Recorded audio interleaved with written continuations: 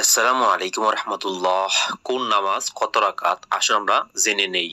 ফজর নামাজ সুন্নতে মুআক্কাদা 2 রাকাত পড়তে হবে, ফরজ 2 রাকাত পড়তেই হবে। ফজর নামাজ মোট হলো 4 রাকাত। জোহর নামাজ সুন্নতে মুআক্কাদা 4 রাকাত পড়তে হবে, ফরজ 4 রাকাত পড়তেই হবে। সুন্নতে মুআক্কাদা 2 রাকাত পড়তে হবে, নফল 2 রাকাত পড়লে সওয়াব, না পড়লে গুনাহ নাই। জোহরের নামাজ মোট হচ্ছে 12 রাকাত। আসর নামাজ সুন্নতে জায়েদা 4 রাকাত পড়লে সওয়াব, না পড়লে গুনাহ নাই। ফরজ 4 রাকাত পড়তেই হবে।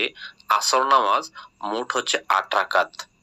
মাগরিব নামাজ ফরজ 3 রাকাত পড়তেই হবে, সুন্নতে মুআক্কাদা 2 রাকাত পড়তে হবে, নফল 2 রাকাত পড়লে সওয়াব, না পড়লে গুনাহ নাই। মাগরিব নামাজ মোট হচ্ছে 7 রাকাত। এশার নামাজ সুন্নতে জায়েদা 4 রাকাত পড়লে সওয়াব, না পড়লে গুনাহ নাই। ফরজ 4 রাকাত পড়তেই হবে, সুন্নতে মুআক্কাদা 2 রাকাত পড়তে হবে। বিতির 3 রাকাত পড়তেই হবে। তবে বিতির সম্পর্কে একটু বলে রাখা প্রয়োজন। বিতির কোন জামায়াত কোন সবাই 3 রাকাত পড়ে না, কেউ 2 রাকাত 1 রাকাত পড়ে। যে যত রাকাতে পড়ে, তবে বিতির কিন্তু পড়তেই হবে, সেটা না পড়লে গুনাহ হবে।